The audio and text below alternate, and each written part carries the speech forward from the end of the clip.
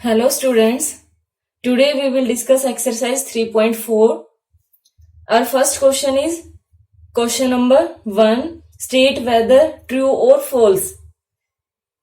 आपको ट्रू और फॉल्स बताना है कि जो गिवन ये आपके पास पार्ट है A2H ये ट्रू है या फॉल्स है। अब इसके लिए आपको ये वाला फ्लो चार्ट याद होना बहुत जरूरी है। अगर आपको ये चार्ट याद नहीं है तो आप क्वेश्चन को नहीं कर पाओगे। और ये मैंने आपको पहले भी बोला था कि जो प्रॉपर्टीज ऑफ क्वाड्रिलेटरल है वो आपको लर्न करनी बहुत जरूरी है। Okay, so you have to learn properties as well as this flow chart. Okay, now let's see. Our first part is all rectangles are squares. All rectangles are square. We are going from rectangle to square. अगर हम up to down जाते हैं तो वो false होता है। ये मैंने आपको पहले ही बताया था। अगर आप up to down जाएंगे तो false होगा। तो ये क्या है? false। तो मैं यहाँ पे क्रॉस करती जाती हूँ, ठीक है, और जो ठीक होगा उसको मैं टिक कर दूंगी। Now next, all rhombuses are parallelogram. Rhombus की बात कर रहे हैं हम, रोम्बस टू पैरेललोग्राम। अगर आप रोम्बस टू पैरेललोग्राम मूव करोगे तो ये डाउन टू अप है, तो this will be correct. Now next C part, all squares are rhombuses and rectangles. All squares are rhombuses and rectangles.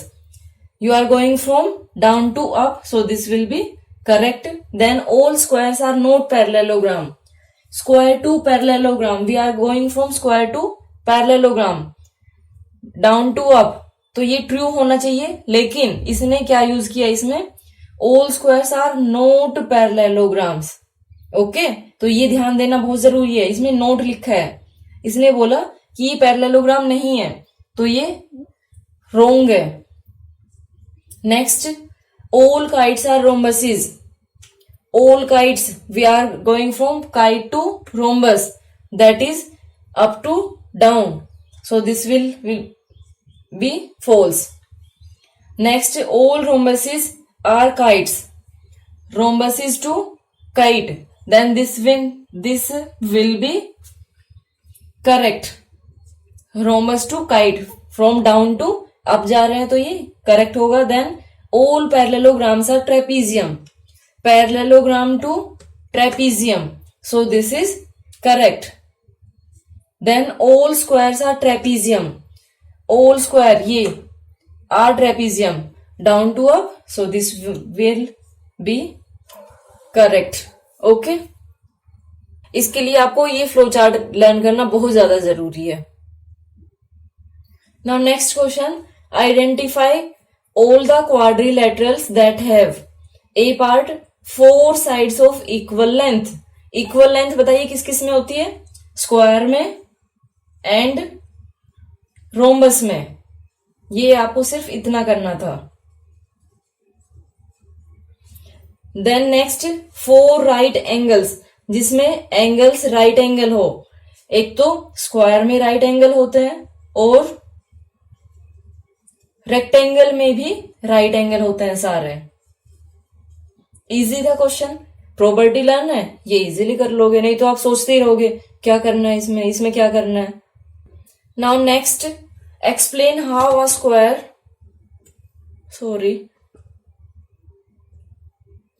Now next question number 3. Explain how a square is a quadrilateral, a parallelogram.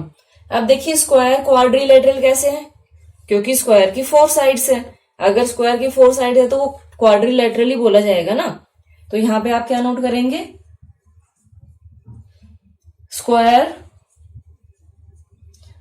Has 4 sides, so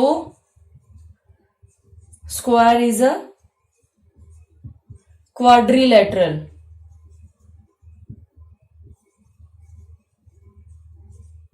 okay, then next में क्या है? Square is a parallelogram. Square parallelogram कैसे है? क्योंकि square की opposite side parallel और equal होती है। पैरेललोग्राम में क्या होता है कि अपोजिट साइड इक्वल और पैरेलल हो। सो पैरेललोग्राम में आप क्या लिखेंगे, because square has its opposite sides parallel and equal लिखना चाहे तो वो भी कर सकते हैं आप। नेक्स्ट, नाउ नेक्स्ट देखिए, स्क्वायर रोम्बस कैसे है। तो स्क्वायर रोम्बस कैसे है, क्योंकि रोम्बस और स्क्वायर दोनों की साइड, सारी साइड इक्वल होती है। तो यहां पे आप क्या नोट करेंगे, बिकॉज रोम्बस एंड स्क्वायर, या फिर सिर्फ स्क्वायर भी लिख सकते हैं, square have all it's sides equal. Now next, fourth part, a square is a rectangle. Square rectangle कैसे है, क्योंकि सारे एंगल 90 डिग्री होते हैं इसमें। तो इसमें क्या लिखेंगे, because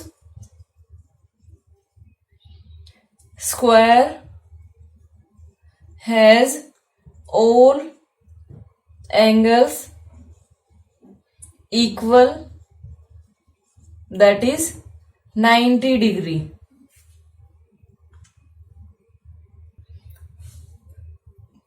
next question number 4, name the quadrilaterals whose diagonals bisect each other.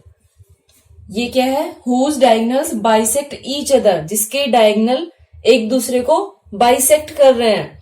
तो उसके लिए आप क्या करेंगे, आप प्रॉपर्टी लाइन बताइए, प्रॉपर्टी को याद करिए कि किस में बाइसेक्ट करते हैं डायगोनल्स। पैरेललोग्राम, पैरेललोग्राम में तो करेंगे ही क्योंकि वो तो मेन है। पैरेललोग्राम, देन रोम्बस,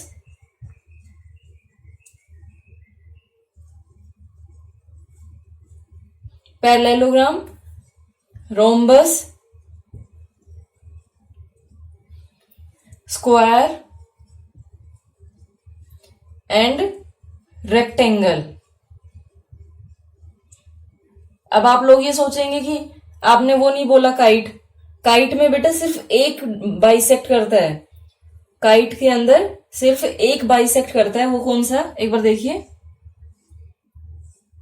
जैसे ये काइट मैंने बनाया है, इसमें जो ये वाला डायगोनल है, ये डायगोनल बाइसेक्ट होगा किससे, इस वाले डायगोनल से। ये इक्वल पार्ट में होगा, ये और ये इक्वल होगा, ये और इक्वल नहीं होगा।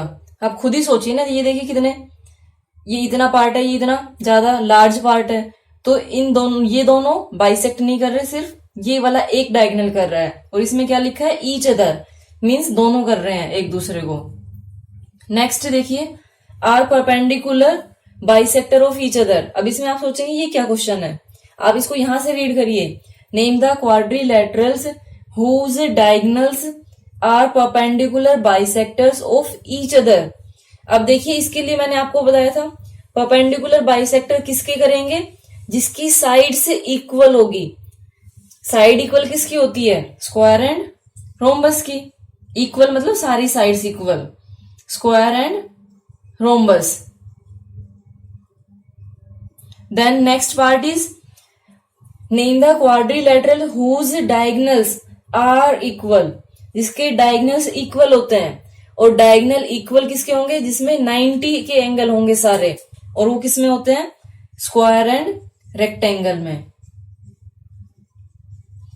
ये आपको फाइंड आउट करना था, ये इंपॉर्टेंट क्वेश्चन है बेटा। नाउ नेक्स्ट क्वेश्चन देखिए, question number 5, explain why a rectangle is a convex quadrilateral. जो रेक्टेंगल है वो कॉन्वेक्स क्वाड्रिलेटरल कैसे है।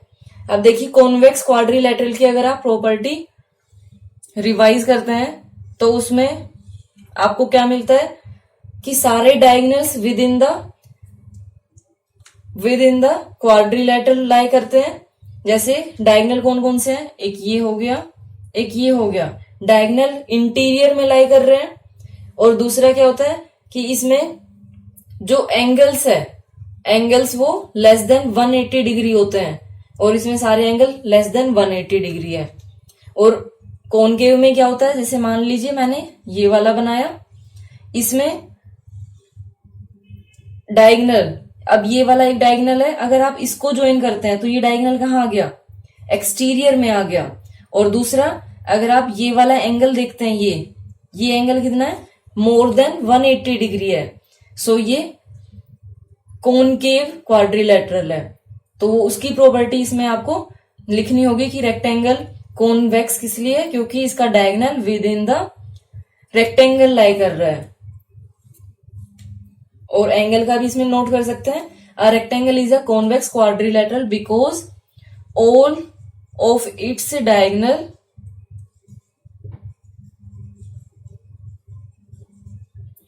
lie in its interior and all angles are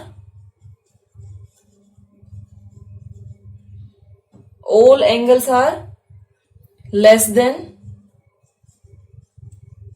180 degree. So rectangle is a convex quadrilateral. Now last question, ABC is a right angled triangle and O is the midpoint of the side opposite to the right angle. Explain why O is equidistant from A, B and C. ABC एक right angle triangle है,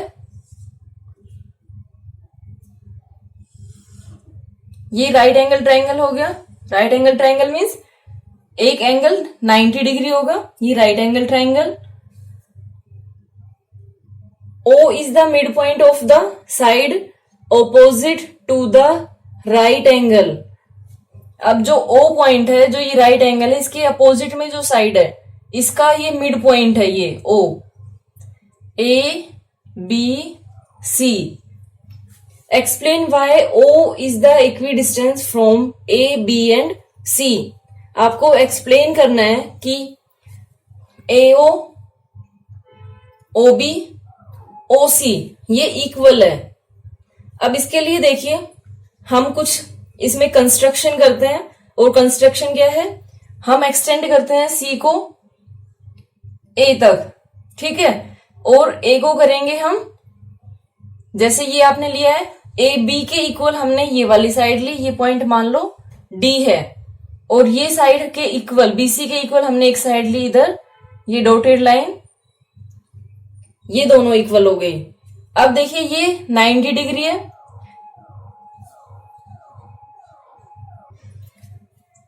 ये अगर B, अब यहां से थोड़ा सा ध्यान से देखिए, A D equal to B C हो गया, D C equal to A B हो गया, तो ये रेक्टेंगल फॉर्म हो गया, क्योंकि ये 90 है, इसके अपोजिट एंगल ये भी 90 होगा, और जो एडजेसेंट एंगल है वो क्या होते हैं 180 डिग्री सम, तो इन दोनों का सम भी कितना हो जाएगा 180। तो ये क्या बन गया, एक रेक्टेंगल फॉर्म हो गया। अब रेक्टेंगल के अंदर आप याद करिए, जो डायगोनल्स होते हैं वो इक्वल होते हैं, डायगोनल्स इक्वल होते हैं, और अगर डायगोनल्स इक्वल होते हैं तो बाइसेक्ट तो वो करते ही है, बाइसेक्ट करते हैं मतलब ये AO will be equal to OC and OB equal to OD। तो यहां से आपके पास क्या आ गया, AO equal to BO equal to OC। अब देखिए इसको नोट कैसे करेंगे, यहां पे आप करेंगे, अब देखिए आपकी बुक में ये गिवन है, ठीक है, आपकी बुक में ये डॉटेड लाइन वाला ये सारा गिवन है। आप अपने यहां लिख सकते हैं एक्सटेंडेड या फिर extending C to D and A to D, we get AD equal to BC and AB equal to DC।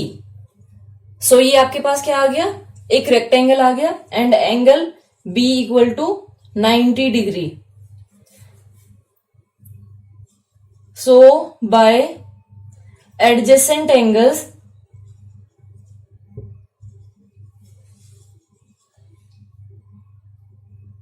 we get all angles 90 degree. Therefore ABCD is a rectangle. ये रेक्टेंगल हमने prove कर दिया. उसके बाद we know that, यहां पे आपको note करना है, we know that diagonals of a rectangle bisect each other and are equal. ये आपको नोट करना है. उसके बाद आपके पास जो आपको प्रूव करना है वो आ गया. इक्वी डिस्टेंस मतलब क्या होता है? इक्वल डिस्टेंस पे. ओके, यहां पे आपके पास क्या आ जाएगा? So A O equal to O C equal to O B equal to O D. अब आपको जो लेना है वो आप ले लेंगे यहां से. ओके, आपको जो प्रूव करना था कि O is equidistance from A B and C, कि जो ओ है वो इक्वल डिस्टेंस पे है. तो ये आपके पास आ गया O A equal to O C equal to O B. O D आपको नहीं चाहिए तो इसको आप रिमूव कर सकते हैं, या नेक्स्ट लाइन में सिर्फ इन तीनों को आप लिख सकते हैं. Okay, thank you so much for watching my video and have a great day.